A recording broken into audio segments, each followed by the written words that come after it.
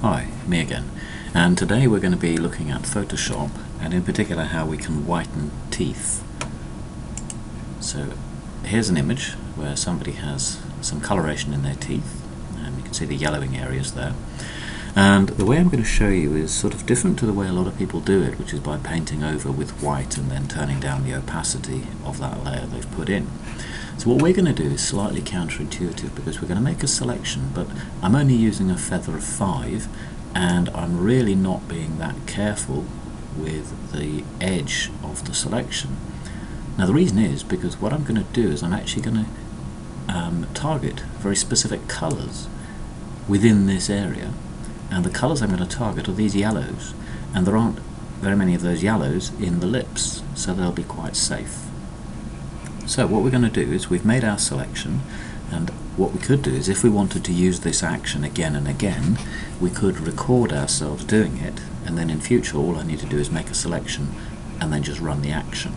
So just to show you how to do that, we go into the actions, let's record another process, and I'm going to click on new. I'm going to call this one Teeth White, which is the same as the one you may have seen I just deleted, and I'm going to say record. Okay, now the selection itself has already been made, so that's not part of the recording. Okay, so what I'm going to do as part of my recording is I'm going to go here to Hue and Saturation. I'm going to pick up the yellows, so rather than master, I'm going to tell it to use the yellows, and I want to turn the saturation right down, and I want to turn the lightness up quite a bit. And just to see how that was before and after, we could go back to the history panel, but before I do that, what I want to do is just simply stop recording. Yep.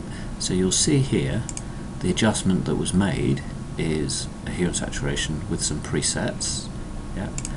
And that's the presets it did for the hue and saturation. So I now have my action called Teeth White, which I can run again in the future.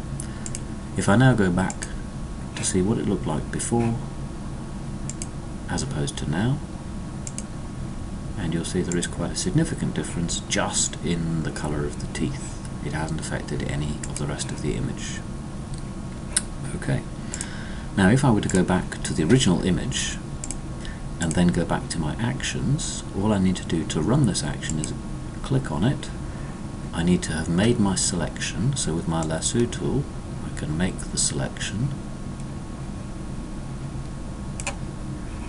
and then simply click play to run that action, and you'll notice it has actually run the action on the selection I made.